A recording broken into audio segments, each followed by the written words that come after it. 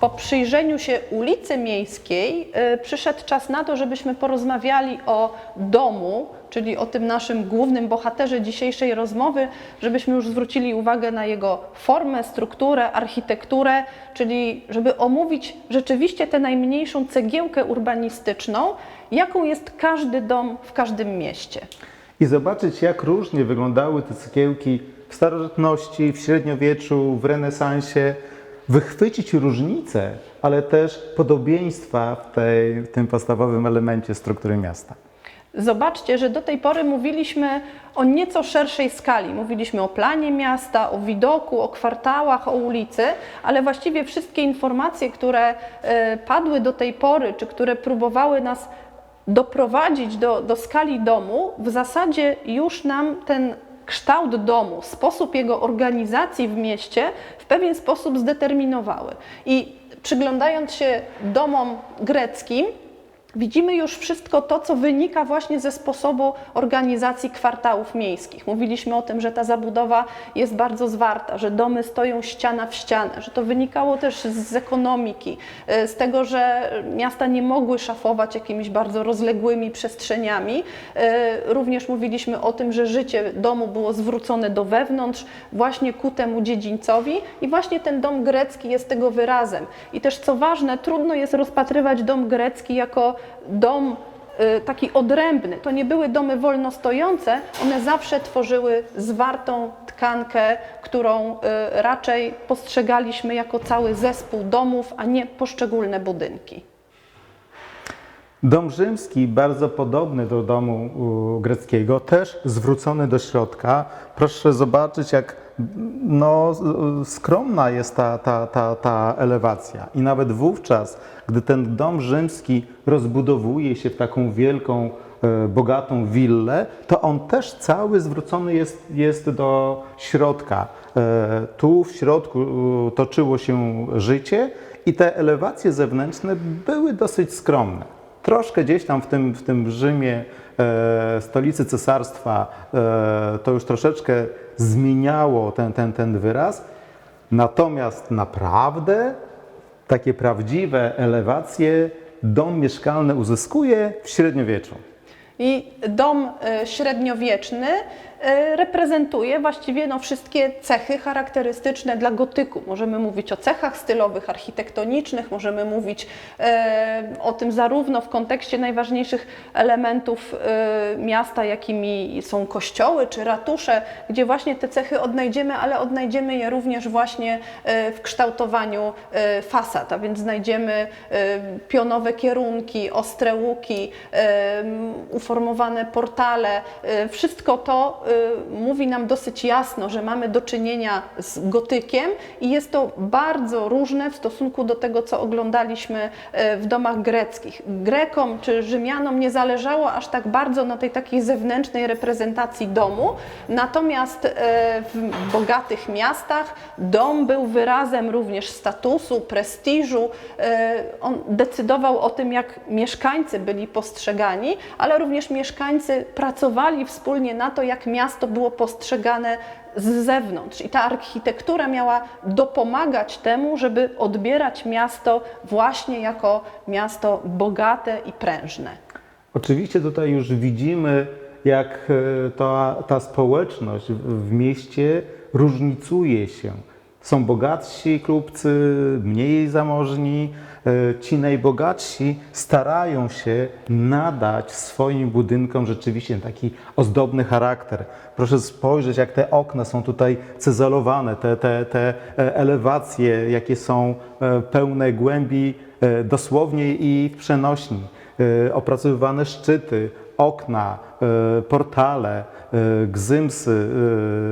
To wszystko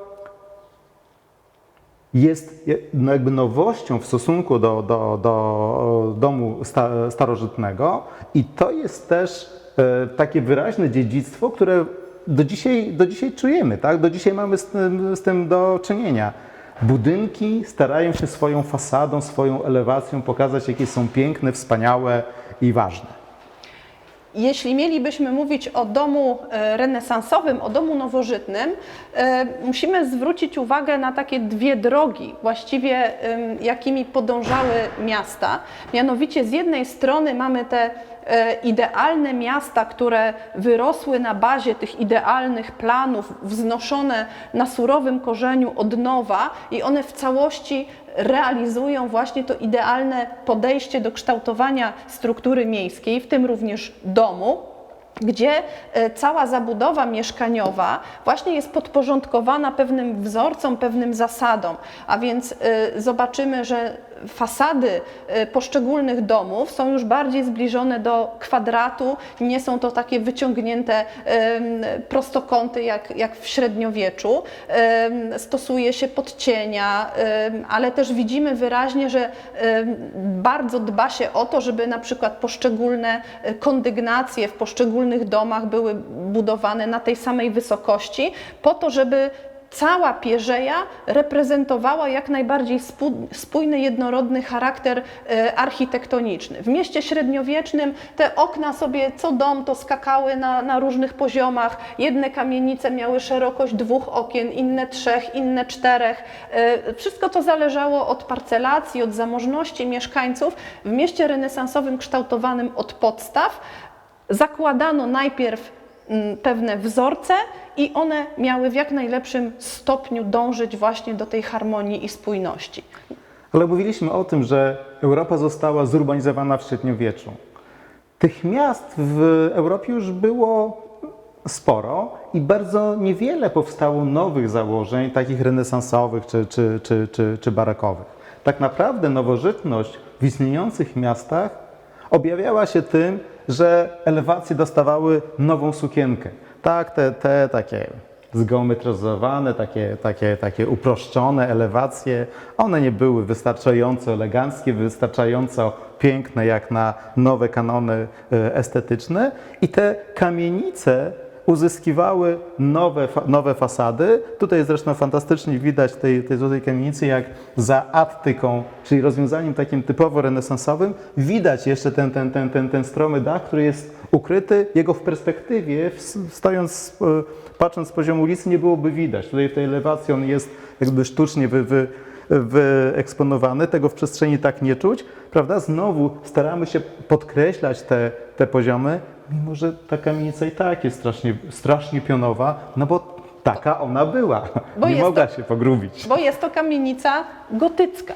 I ta sytuacja najczęściej występuje w naszych miastach historycznych, gdzie właśnie architektura była takim elementem zmiennym. Tak jak my zmieniamy nasze ubrania za zmieniającą się modą, tak samo mieszczanie starali się nadążać i w miarę możliwości, a czasem też na skutek konieczności po pożarze na przykład odbudowywano już domy czy miasto zgodnie z nowymi wzorcami architektonicznymi. Dlatego większość miast europejskich pozostaje w swojej strukturze gotycka, średniowieczna. Jeśli właśnie przypatrzymy się planom miast, parcelacji, podziale na kwartały, to tam będziemy widzieli średniowiecze, ale wyraz architektoniczny fasad będzie nam pokazywał właściwie całą różnorodność stylów od średniowiecza aż po XIX wiek. Znakomitym zobrazowaniem tego, o czym Małgosia mówiła, jest przykład głównego miasta w Gdańsku, które zostało totalnie zniszczone pod koniec II wojny światowej i zostało odbudowane, czyli cała ta struktura powstała po wojnie, ale odbudowując, oni zachowali dawny układ zabudowy i uwidocznili podział parcelacyjny w elewacjach. I chodząc po głównym mieście, no mamy ewidentnie wrażenie, że chodzimy po mieście średniowiecznym, gdzie tak naprawdę jakby tego średniowiecza takiego materialnego tam nie ma. Nie ma. I nie zobaczymy go w fasadach budynków, nie zobaczymy go w architekturze poza gotyckimi kościołami i jednej czy dwóch zrekonstruowanych kamienicach gotyckich. Na zakończenie naszej rozmowy chcemy zwrócić Waszą uwagę na najważniejsze punkty, które chcielibyśmy, żebyście zapamiętali z tej rozmowy. Dom w mieście jest najważniejszą, jednocześnie najmniejszą, podstawową cegiełką urbanistyczną formującą każde miasto. Architektura domu jest zależna od potrzeb mieszkańców, od możliwości technicznych, od klimatu, od obowiązujących stylów architektonicznych, a więc widzimy, że jest warunkowana wieloma okolicznościami i czynnikami. Dominującą formą domu na przestrzeni dziejów był dom jednorodzinny. Domy wielorodzinne zdarzały się bardzo wyjątkowo. Dom, jako ta najmniejsza cegiełka, z której budujemy miasto, w sposób bardzo bezpośredni kształtuje ulicę. To, jak ulica wygląda w danym mieście, w mieście danej epoki, w prosty sposób wynika z tego, jak wyglądał dom mieszkalny. Ważne jest, abyście potrafili, widząc obraz jakiejś ulicy, rozpoznać, z jakiego okresu ta ilustracja pochodzi, co ona obrazuje. Czy to jest miasto średniowieczne, czy to jest miasto nowożytne, umieć rozpoznać elementy świadomego komponowania przestrzeni i rozpoznać po prostu epokę, w której ta ulica powstała.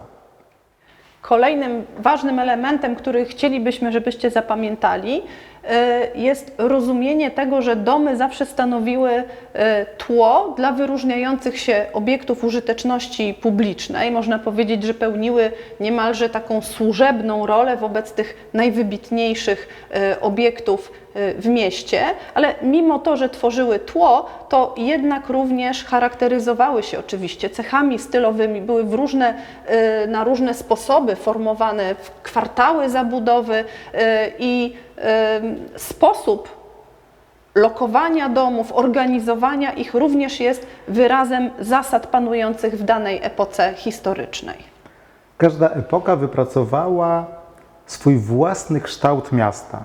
Ten kształt miasta powinniście umieć rozpoznać, powinniście umieć przyporządkować danej epoce i rozumieć, jak bardzo ten element podstawowy determinował późniejszy kształt miasta, a jednocześnie ten kształt miasta jak bardzo determinował kształt domu.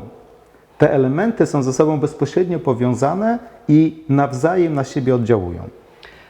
Wasza znajomość, umiejętność rozpoznawania miasta, przyporządkowywania go do konkretnej epoki jest niezbędna w pracy architekta, bo w przyszłości musicie świadomie i z pełną wiedzą rozpoznać środowisko, w jakim będziecie projektować. Więc waszym zadaniem jest umieć się poruszać w epokach historycznych, zarówno na tym poziomie architektonicznym, jak i urbanistycznym. To, co widzimy za naszymi plecami, jest takim przestrzennym obrazem tego miasta, ale to wszystko jest również bardzo wyraźnie widoczne w planie, który wy jako architekci powinniście umieć czytać, rozpoznawać, interpretować.